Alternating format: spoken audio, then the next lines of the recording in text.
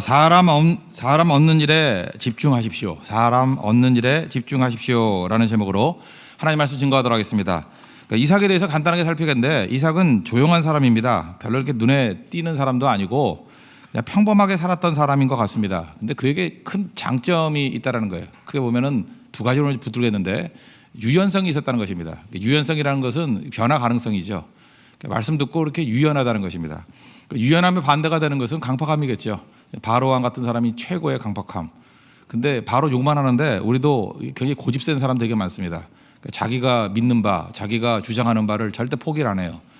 그러다가 이제 꺾여버리는 거죠. 근데 유연성이 있어야 변화가 있고, 유연성이 있어야 은혜를 받게 된다는 것입니다.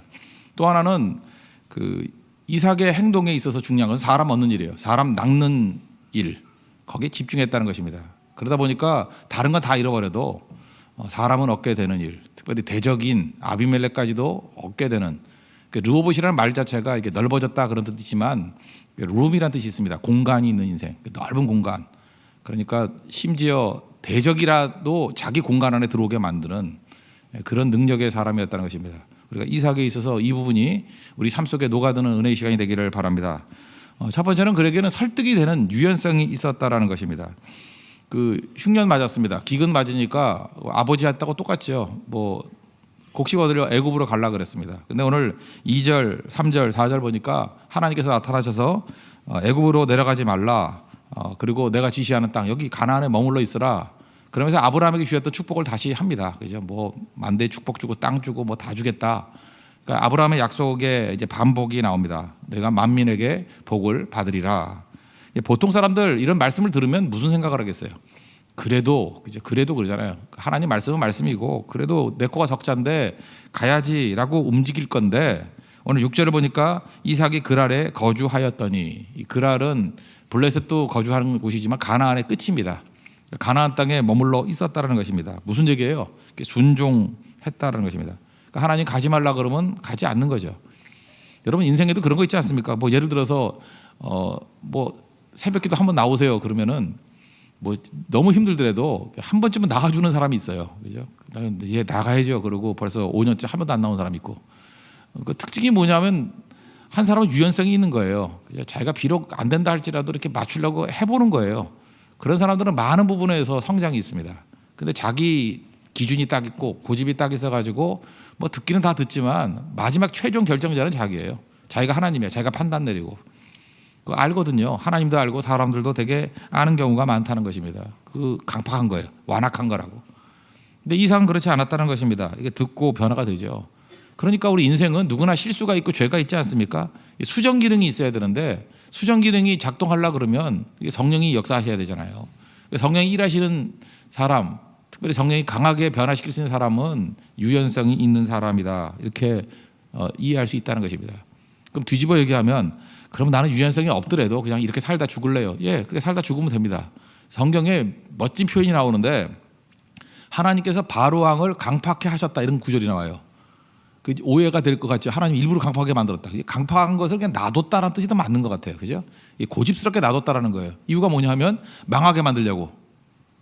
그러니까 이렇게 보면 돼요. 어떤 사람이 고집스럽다, 강팍하다, 완악하다 그러면 하나님이 저 사람 망하게 만들려고 저렇게 놔두는구나. 그 예외가 아니잖아요. 근데 그게 내 얘기라 그러면 얼마나 안타까운 얘기입니까? 내가 아무리 봐도 강팍하거든. 내가 아무리 봐도 완악하거든요. 내가 아무리 봐도 고집스러워요.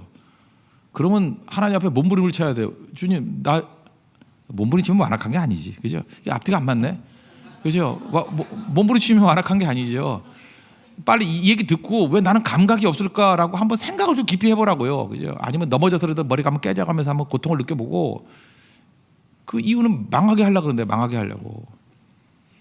여러분들 일반적으로 사기당하는 사람들을 보면 그러지 않아요? 주변에 조언을 해준 사람이 없는 게 아니에요. 그 주변에 지혜로운 사람이 몇 명씩 있거든요. 너 그렇게 결정하면 안 돼 그래요. 잘못된 결혼하는 사람도 마찬가지라고요. 그 얘기해 주는 사람이 있어요. 주변에 전혀 없는 거 아니에요. 있는데 안 듣는 거예요. 그리고 다 깨지고 난 다음에 나중에 그러잖아요. 그때 들을 걸. 그때는 귀가 닫혀 있는 거죠. 그러니까 하나님 앞에서 이 유연성이라는 게 얼마나 큰 축복이라는 것을 알게 되는 거죠. 그 다음에 복 받았습니다. 여기 12절 보니까 100배의 복을 받았다. 그러다 보니까 이전까지는 좀 우호적이었던 아비멜렉이 이제 시기가 생기죠. 그래서 14절 보니까 시기심이 생겼다. 그래서 시기로 끝나는 게 아니라 우리도 그렇잖아요. 마음속에 시기심이 생길 수도 있지만 악한 게 뭐냐면 그걸 말을 하거나 행동을 하는 거예요. 그러니까 해코지 하는 거죠. 여러분 시기심 생기거나 뭐 이렇게 미움이 생기거나 여기까지는 인간이기 때문에 누구나 있을 수 있는 거예요. 근데 언제부터 범죄냐 하면 그걸 말하고 막 지 멋대로 꾸며대기 시작하고 그다음에 해코지하고 함정파고 넘어뜨리려고 그럴 때부터 범죄예요. 근데 아비멜렉이 범죄하잖아요. 뭐라 그래요? 우물 파놓은 거 다 메꿔버리고, 그죠? 우물을 파고 있는 걸 메꿔버렸대. 이건 뭐 싸우자는 거 아니에요? 그리고 나가라 그러고. 이 정도의 일들이 벌어지면 우리 보통 사람 같으면 어때요? 여기 뒤에 보면요, 그 힘이 있었다 그랬어요. 너희가 강성한 적 떠나라 이런 얘기가 나와요. 그러니까 이삭이 힘이 하나도 없는 게 아니에요. 이게 재산도 많이 늘으니까 옛날에 재산이 많다는 거는 밑에 있는 하인도 많다는 거 아닙니까? 하인이 개인적인 그 무장 세력이거든요. 그게 만만하게 볼 존재가 아닌데 그 가나안은 왕이라 그래봤자 그게 도시국가에 지금식으로 얘기하면 뭐 그냥 동장보다 좀 더 큰 개념일까? 그게 큰 개념이 아니에요. 그러니까 얼마든지 개인적으로도 싸울 수 있는 거죠.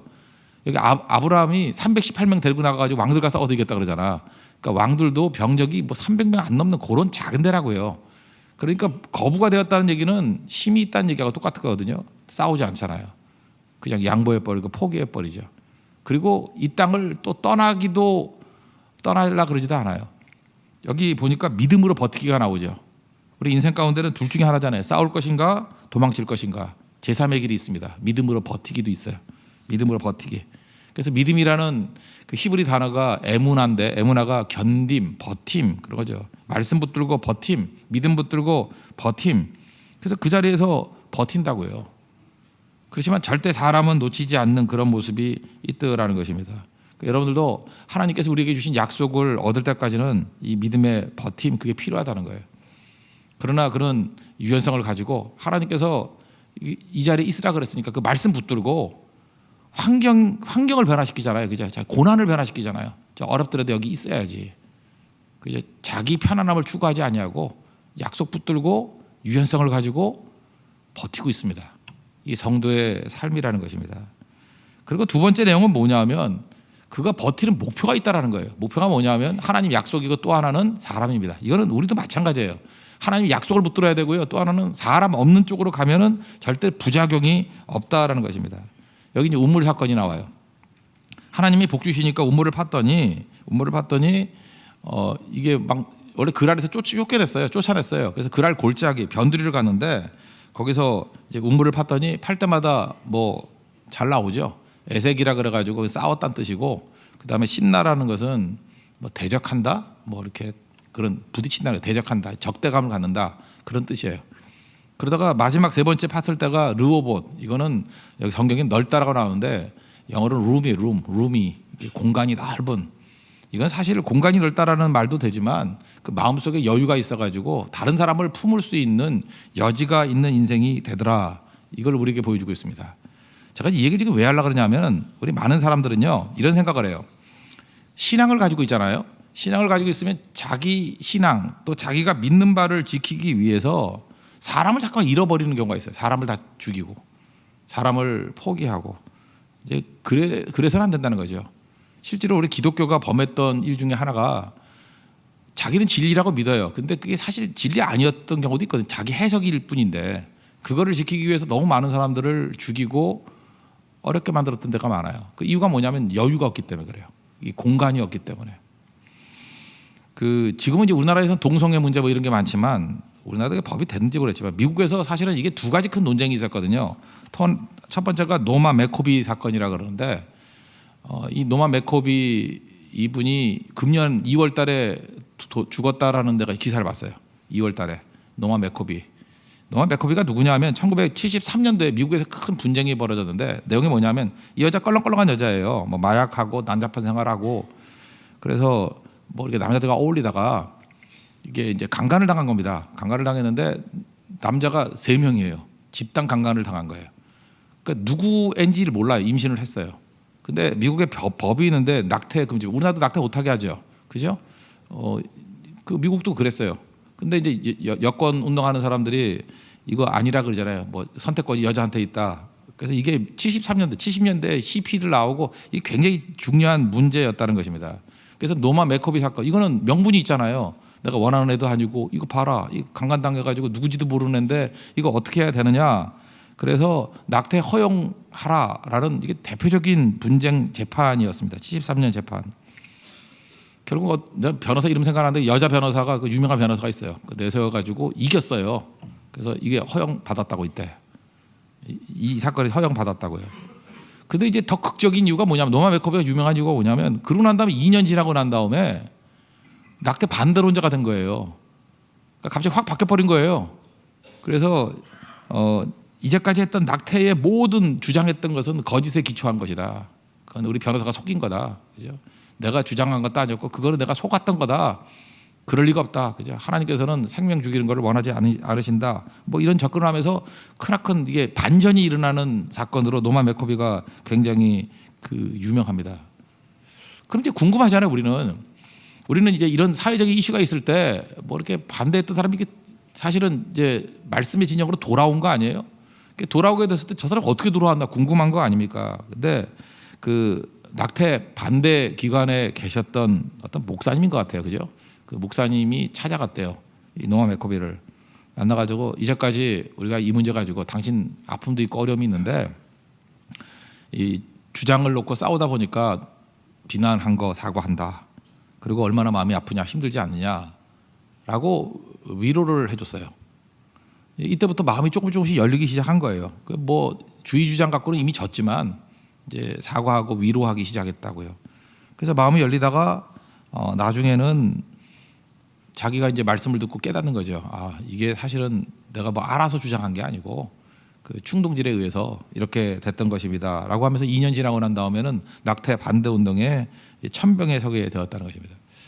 자, 이게 우리에게 주는 굉장히 중요한 얘기라고 생각해요. 예수 믿는 사람들이 그래 성경이다 그래가지고 철저히 주장하는 거. 근데 여지가 없어요. 룸이 없어요. 공간이 하나도 없어. 그러면 둘 중에 하나잖아요. 말씀 지키든지 죽여버리든지. 그러면 잠재적으로 전도할 사람들, 돌아올 사람이 아무도 없잖아요. 노마 맥커비 이거 죽여야 되는 거예요. 아무것도 없는 거예요. 그런데 신앙이란 게 뭐예요? 하나님 말씀을 붙들고 그 중간 과정이 있잖아요. 아직도 그 말씀 앞에 굴복은 안 하지만 아비멜렉 같이 나중에 이게 돌아오게 될 사람들의 여지가 있어야 될 거 아니에요. 그래서 신앙인들에게 꼭 필요한 거는 이게 공간입니다. 공간. 이 마음에 공간이 꼭 필요해요. 우리 하얀에게도 노래 보면 그랬잖아요. 누군가의 자리 뭐 만들면 살라고. 그죠? 누군가의 앉을 수 있는 자리를 배려하고 살라고. 그게 여지거든요. 여지. 이제 그게 없으면 안 되는. 바울도 마찬가지죠. 바울이 원래 핍박자였습니다. 그러니까 초대교회가 바울 받아들이기 너무 힘들었어요. 근데 바울 사실 무시해버려도 교회는 잘 가는 거예요. 바울 뭐 핍박자였는데 돌아왔다 그러더라. 그러니까 혼자 잘 믿고 끝내야지. 근데 바나바만은 그러지 않았어요. 그는 공간이 있었어요. 그래서 자기가 욕 먹을 거 다 각오하면서 그를 보호해주고 추천해주잖아요. 만약에 바나바가 없었다 그러면 우리 신약성경에 나오는 이런 하나님께 쓰신 최고의 전도자가 선교사가 어떻게 나올 수 있었겠습니까? 그러니까 핍박자에서 전도자로 변화가 되었다. 사실은 그 중간에 바나바라는 여유로운 사람, 그죠? 이 마음에 공간이 있는 사람이 있었기 때문에 이런 일이 벌어지게 되었다는 거예요. 이 이삭이거든요. 우리 안에 이삭이 필요한 거예요. 이삭의 믿음 저버리지 않아요. 가나안 떠나면 안 된다는 것과 하나님 말씀을 지키고 있어요. 그럼에도 불구하고 그 말씀을 지키지 않는 모든 건 다 대적이다. 그래서 이 원론으로 우리 편 아니면 적이다. 여호수아가 그랬잖아요. 그런 식으로 싸우던 사람이 아니라 나도 과정이 필요했잖아요. 나도 과정이 필요했기 때문에 하나님 말씀을 붙들면서 버티는 거예요. 공간을 가지고. 그런 사람에게는요, 이 회심자들이 나와요. 변화된 사람이 나와요. 함부로 비난 안 해요. 그냥 여지를 두고 견디는 거예요. 거기에 가능성이 있다는 것입니다. 그 사람 다 얻잖아요. 르호봇 하면서 나중엔 땅도 얻고 사람도 얻고 다 얻게 되더라는 것입니다. 이거 기독교 역사를 보면요, 여러분들 기독교인과 유태인들에 대해서 어떻게 생각하십니까? 유럽에서 주로 많이 벌어진 일인데 유럽에 있는 유태인들 이게 얄미운 거예요. 유태인 역사를 보면 지금 여기 나오는 이삭하고 너무 비슷한 거예요. 유태인들도 핍박당해서 쫓겨가잖아요. 쫓겨가면 하는 일마다 잘 되는 거야. 유태인들은 땅 못 사게 했어요. 토지 구입권을 안 줬어요. 안 주니까 하는 일이 뭐예요? 장사해야죠. 장사를 너무 잘하는 거야. 그죠? 그 다음에 그 돈 갖고 하는 금융업에 나가는 거예요. 지금 금융업. 지금도 유럽의 금융 다 잡고 있잖아요. 그 땅 못 사게 해서 그래요. 그랬더니 금융을 하는 거죠. 그러니까 뭘 못하게 하면 딴 데 가서 파면 우물이 터지는 것과 똑같은 거라고요. 그러니까 화도 나죠. 시기심도 생기고. 유럽의 역사가 그런 거예요. 유태인들을 핍박하는데 핍박하면 할수록 잘 되더라. 뭐 이런 건데. 그래서 주기마다 유태인과 좋은 관계를 맺었던 데도 있지만 유태인들 진짜 핍박이 되게 많았어요. 12세기, 15세기 뭐 대형 핍박 되게 많았어요. 여러분 그거 아시죠? 흑사병 돌 때 유럽 인구의 3분의 1이 죽었어요. 그러면 정치가든 그러잖아요. 이거 뭔가 이렇게 희생양이 필요한 거 아니에요. 그래서 거짓말 만들어냅니다. 생각보다 세상 사는데 거짓말 많습니다. 뻔한 거짓말인데 우리도 거짓말인지 알면서도 그냥 믿고 싶으면 믿어버리는 게 인간이에요. 그 범죄, 공동 범죄거든요. 유태인들이 우물에 병균을 뿌렸다. 그래서 흑사병이 돈다라고 해서 그 한 지역에 있는 유태인 다 죽었어요. 이 히틀러만 죽인 게 아니에요. 그 이전에도 엄청난 핍박이 있었다고요. 그럼 그때 기독교인들이요, 뭐 다 기독교인이지만 특별히 양심적인 기독교인조차도 침묵했어요. 뭐 나서 가지고 내가 어려움 당해. 그리고 약간은 좀 동조하는 것도 있거든요. 그동안 배 아팠는데 잘 됐다. 그게 범죄 아니에요? 그래서 무너졌다고요. 유태인들이요, 나중에는 그 16세기 넘어서는요, 억지로 끌어다가 예배 드렸어요. 교회에다가 데려와 가지고 예배 드렸어요. 그리고 설교 끝나면은 박수 치게 만들었어요. 끌려와 가지고. 그러니까 힘이 없으니까 끌려와 가지고 그냥 예배 드리고, 억지 예배가 그래서 안 된다는 거죠. 억지 예배. 그리고 박수 쳐주고. 그러니까 이가 갈리는 거죠. 그 예수 믿지 말자는 거죠. 그 믿음을 억지로 하는 거 아니거든요. 그래서 그 베니스 상인 그거 보면 나오잖아요. 여러분들은 뭐 이런 얘기하면 긴장하고 뭐 그런데 그냥 그런 책 있잖아요. 베니스 상인 보면은 샤일록이 그 주인공하고 그러잖아요. 그 내가 너한테 거래도 하고 사업도 하고 다 할 수 있지만 그 식사는 같이 할 수 없다고. 거기 식사 거절하는 얘기가 나와요. 그게 무슨 얘기입니까?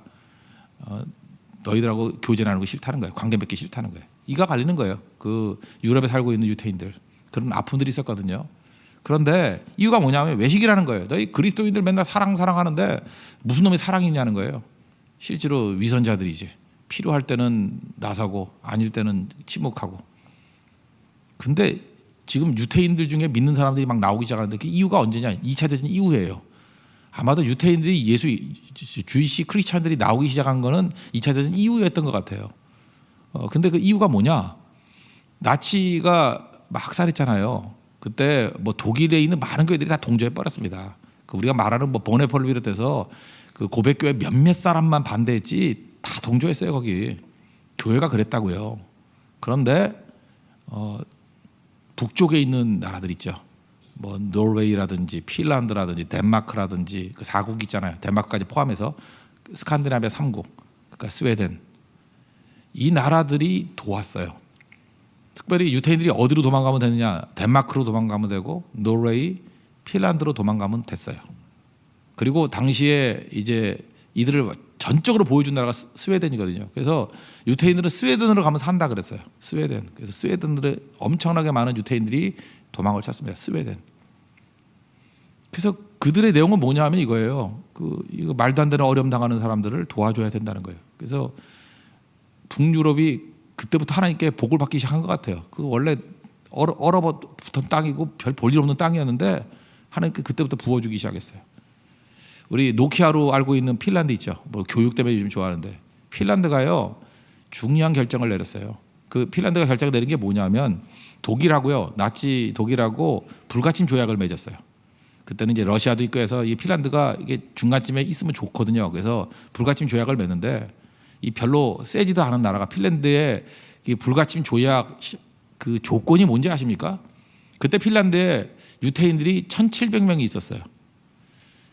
우리 핀란드에 있는 1,700명의 유태인들 손대지 않는 조건으로 불가침 조약 맺은 거예요. 만약에 이 1,700명 중에 단 한 명이라도 건들면 조약 파기고 무조건 전쟁 선언이다. 핀란드 그 조그만 나라가. 이거 여러분 생각해보세요. 여러분 같은 거 동조하겠어요? 아니 그 1,700명의 유태인 살리겠다고 국가의 운명을 걸 수 있냐? 걸었어요. 그때부터 국가의 품격이 올라간 거예요. 핀란드 그 유태인들이 지금도 핀란드에 대해서 엄청난 마음의 빚을 지고 있어요. 조약에 1,700명의 유태인들 지키자라는 조약을 맺었다고. 그 사인했어요. 나치에서. 그래서 핀란드가 그때부터 그죠? 이 희생하는 모습들. 그 다음부터 주이시 크리스찬들이 그런 얘기를 하는 거예요. 믿고 난 다음에 이제까지 너희 그리스도인들이 사랑하는데 이제까지 뭔지 몰랐는데 하나 봤다라는 거예요. 저거구나. 그 당시에 많은 사람 변화시키지 못했습니다. 그런데 그걸 통해서 여유가 생기잖아요. 이 룸, 공간이 생기잖아요. 그때부터 변화가 되더라는 거예요. 이 시대에 이삭이 필요합니다. 지금은 여기 극단적인 사람은 별 생각 없이 그냥 주의 주장 외치고 우리 편, 네 편 나누는 사람. 지금 세상에 하나님과 똑같은 일 하고 있어요. 교회가 그거 아니거든요. 우리 뭐 철저히 안 믿어요? 하나님 말씀 철저히 믿어요. 하나님 말씀이 진리라고 믿고 이 진리를 양보할 마음 전혀 없어요. 이거에 대해서 목숨 걸 마음이 있어요. 그렇지만 이 내가 해석한 이 진리를 지키겠다고 사람을 죽이는 쪽으로 가면 안 되고 또 하나 목적이 이 죄인들 건지기 위해서 우리가 쓰임 받는 종들 아니에요. 나도 죄인이었고 그렇다 그러면 이 공간이 필요해요. 루오봇이 필요한 거예요. 공간이 이 과정이 필요한 거라고요. 노마 메코비 그죠? 이게 낙태주의 주장을 했지만 그 사람을 버려서는 안 되잖아요. 그 사람을 위로하고 품어주다 보니까 머리가 돌아온 케이스예요. 돌아오지 않는 사람도 있을지도 몰라요. 근데 이제 낙태 반대전에 2년 동안에 무슨 일이 벌어졌는지 아시겠죠? 이게 복음의 역사라고요. 그 다음에 주이시들은 절대 변화 안 된다고 생각했는데 요즘에 주이시 크리스찬들이 너무너무 많잖아요. 지금 뭐 온누리교회도 보니까 무슨 뭐 주이시 목사님 오셔가지고 막 집회도 하고 막 그러시대. 그런 일들이 옛날에 없었거든요. 전혀 역사상. 근데 그 단초를 마련했던 게 어디냐? 스칸디나비아 4국이에요. 덴마크, 노르웨이, 핀란드. 그리고 전적으로 담당했던 건 스웨덴이고 대표적인 협정에 의해서 싸웠던 사람들이 핀란드고 이게 크리스찬 모델입니다. 이게 이삭이에요. 그래서 이삭과 같은 이런 모습으로 사람 살리는 일에 집중할 수 있는 믿음의 종 되기를 바랍니다. 우리 성경 전체가 뭐라 그랬어요? 사람 살리는 걸 했죠. 예수님이 제자들 부르실 때 사람 낳는 어부가 되리라. 사람이 중요하다. 다윗이 왜 중요해요? 그 시글락에서 처자식 다 잃어버렸을 때 어디로 갔는지 모르잖아요. 아말렉. 근데 길거리에 가다가 죽어가는 애굽 소년 살렸죠. 사람 살린다고.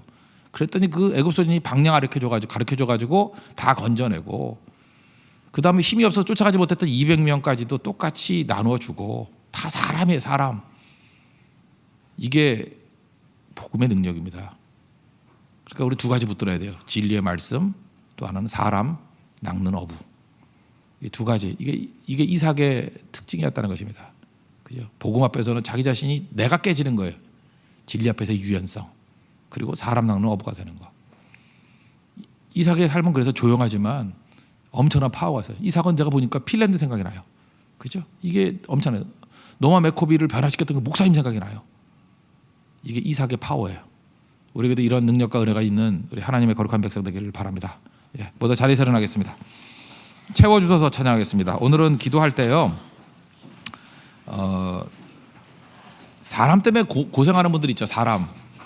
하나님 방법으로 한번 변화시킬 마음 없습니다. 기도하고 견디고 참는 거예요. 그죠? 이게 꼭 필요한 것 같고 또 하나는 오늘은 이 말씀과 같이 이런 갈등이 제일 많은 사람들이 30대인 것 같습니다. 그래서 30대를 위한 기도를 하도록 하겠습니다. 그리고 뭐 전체적인 기도 이런 사람 때문에 당하는 어려움 때문에 있는 분들을 위해서 기도하도록 하겠습니다. 내일은 전도를 위해서 기도하겠습니다. 전도 그리고 제주 선교 그 팀들과 팀장들 이렇게 특별한 능력 사람들 또 선교대원들 아직도 결정 못하신 분들 참여를 위해서 우리 기도하는 시간 갖도록 하겠습니다. 내일은 전도와 선교가 초점입니다. 지금 이곳에 임하소서 찬양하겠습니다.